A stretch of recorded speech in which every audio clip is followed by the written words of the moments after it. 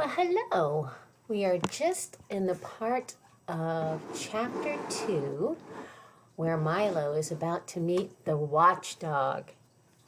Run! Wake up! Run! Here he comes! The watchdog! Great shouts filled the air as the lethargians scattered in all directions and soon disappeared entirely.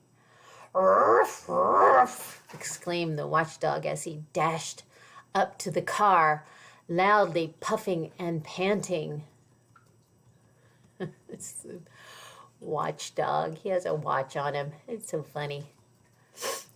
Milo's eyes opened wide, for there in front of him was a large dog with a perfectly normal head, 4 feet and a tail, and the body of a loud, ticking alarm clock. "What are you doing here?" growled the watchdog. "Just killing time," replied Milo apologetically. "You see, killing time." That was the wrong thing to say.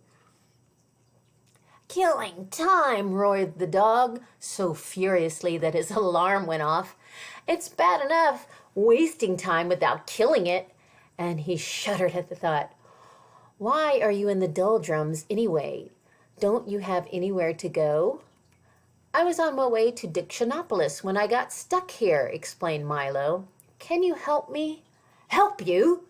You must help yourself," the dog replied, carefully winding himself with his left hind leg.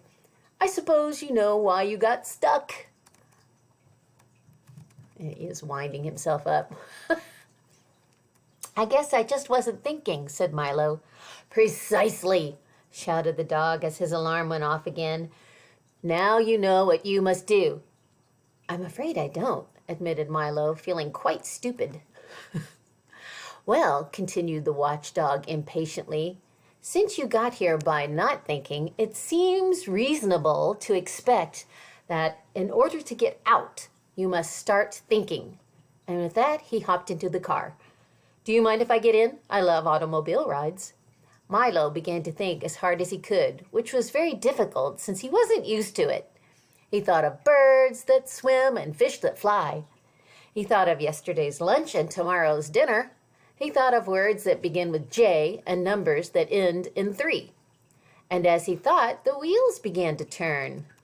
"We're moving! We're moving!" he shouted happily. "Keep thinking," scolded the watchdog. The little car started to go faster and faster as Milo's brain whirled with activity, and down the road they went. In a few moments they were out of the doldrums and back on the main highway. All the colors had returned to their original brightness, and as they raced along the road, Milo continued to think of all sorts of things. Of the many detours and wrong turns that were so easy to take, of how fine it was to be moving along, and most of all, of how much could be accomplished with just a little thought. And the dog, his nose in the wind, just sat back, watchfully ticking. And this is the beginning of chapter 3. Welcome to Dictionopolis. "You must excuse my gruff conduct," the watchdog said, after they'd been driving for some time. "But you see, it's traditional for watchdogs to be ferocious." Milo was so relieved at having escaped the doldrums that he assured the dog that he bore him no ill will, and in fact was very grateful for the assistance. "Splendid!" shouted the watchdog. "I'm very pleased. I'm sure we'll be great friends for the rest of the trip. You may call me Talk."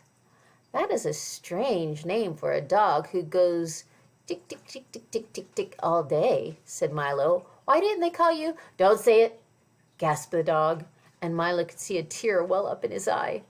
"I didn't mean to hurt your feelings," said Milo, not meaning to hurt his feelings. "That's all right," said the dog, getting hold of himself. "It's an old story, and a sad one, but I can tell it to you now. And we'll pick it up there with the next time, starting chapter 3 of the Phantom Tollbooth.